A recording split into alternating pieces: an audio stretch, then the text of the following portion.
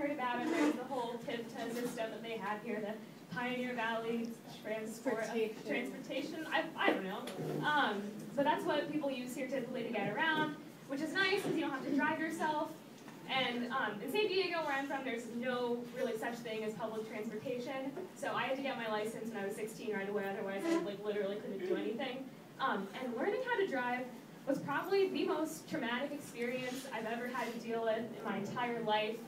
My poor father has probably had 10 years of his life shaved off for stress from gripping the passenger seat next to me. And he would do that thing where there was no brake on his side of the car, but he would just push his foot down anyway, pretend to make the turns. And anyway, so my dad, he's a great guy, he taught me how to drive well and everything, but you know that saying, don't judge a book by its cover? I'm pretty sure my dad has never heard that saying before, because one of the first things he told me was, all right, Pooja, defensive driving. You want to assume that everyone around you is out to get you. I know that you're a good driver, but no one else is. They're maniacs. So my dad would go, we'd be driving, and he'd be teaching me how to drive, and he would, we'd be at a stop sign or something, and he'd see the car next to us, he'd go, all right, Pooja. Honda Odyssey, 2005. The driver's name is Denise. She has 5 kids.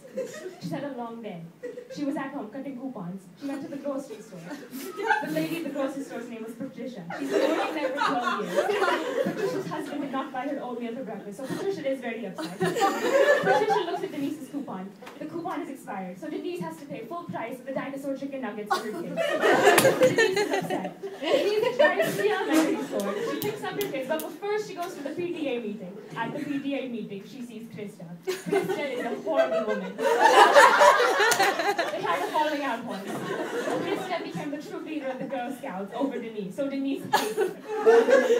So Denise picks up her children. She puts them all in the car. Little Johnny, but his full name is Jonathan. He drops his bubble gum on the back seat, so Denise backs up to pick it up, and then she will crash into you.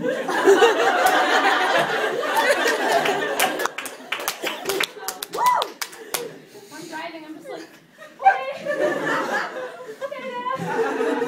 so we keep driving. A little bit later, we see maybe just a pickup truck. Pooja. This is Joe. Joe's girlfriend has just broken up with him. He is very upset. He went home. He had a couple of beers, light beers, to watch his figure, because he's to go back out on the market. He texts his friend named Ryan to have a bro night, so he's all excited. He gets in the car. The beers, remember, so he's intoxicated through that.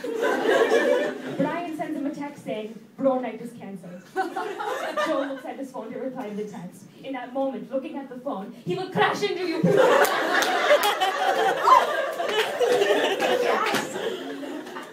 So, I eventually got my license. And I never understood why my dad made up these, very so detailed, I never understood the point of the stories just to scare me. I don't know why. So, I've had my license for 2 years now, and I remember one day I was driving down, and a tan Honda Odyssey cuts me off in a very aggressive way. And in that moment, I'm just thinking to myself, why, Denise?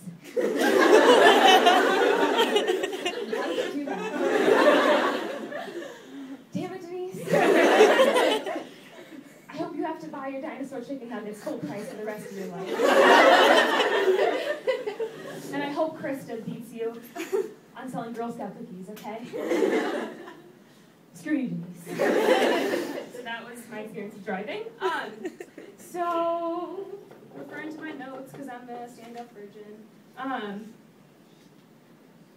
Okay, so I don't have a transition because this is just unrelated, but a lot of you guys are going to college, and the next year already at college, and I'm going to talk about roommates again because it seems to be a really popular topic of conversation, but I don't understand the point of roommates, and I would like someone to explain the point to me, because honestly, what's the point? If someone told you, hey, let's have you live with someone 4 feet away from you, and you've met them for 8 hours before. Let's have you do that for 8 months, the most high-stress situation you're ever going to have to be in your entire life. Sound good to you? How will you pay to have that happen to you? What is the point?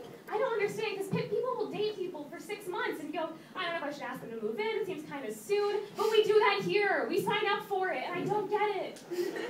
And, you know, what if I just plucked someone off the street and I said, hey, this person goes to sleep between 11 p.m. and 1 a.m. and they don't smoke. Pay $13,000 to live with them? You'd be like, hell no, that sounds like the worst thing you could ever do. But you do it. We all do it. I signed up for it. I checked that box that even if a single opens up, give me a roommate. I want one. I don't get it because you're literally like breeding to like hate them. Everything they do, you're gonna hate it eventually for no reason. And you apologize for everything too, just to like, you know, be nice. Like the other day, me and my roommate, we were in the room studying or something, and I sneezed and I said sorry. And then I go, why did I say sorry for that? It was just a sneeze. Like, that's natural. I should be able to sneeze 50 times in a row and not say sorry. It's not my fault. But I apologized. Like, one time I coughed kind of loudly and I said sorry. Like, I don't understand. I shouldn't have to apologize for literally living my life the way I want to live. Like, being a normal person. I don't understand. And I will start to hate things she does too, but for no reason. Like, the breathing heavily thing. Like, one time she just was like, oh, I had a long day, and I'm just like, can you shut up right now? She doesn't breathe. Like, she's stressed out too. I literally don't understand the point. We pay for this, and I did this to myself. So I have no one to blame but me. All right, so, okay, this is, another thing with classes, but, or not, we just talked about classes. But Smith, I'm not sure this is just my luck with teachers in general, but, I have this thing where people assume that I'm, like, I fulfill every stereotype of the Indian girl. So people assume that I have straight A's and that I'm going to get an arranged marriage when I'm older and that I do yoga in my free time. And none of those are true at all. But for some reason, everyone thinks they are. So I remember when I was in my freshman year in high school, and I had a professor, and he was talking about poverty, and he was like, it's such a tragedy, you know, that people have to, like, live with this, like, poverty in third world countries is so hard, right, Pooja? I was just like, I live here, like, I was born in California, I've been here my whole life, I don't know, and it's so sad, too, because there's always, like, that white kid who's, like, done a lot of work with charity, and he knows all about, like, third world countries, and I don't, and they never call on him to talk about it.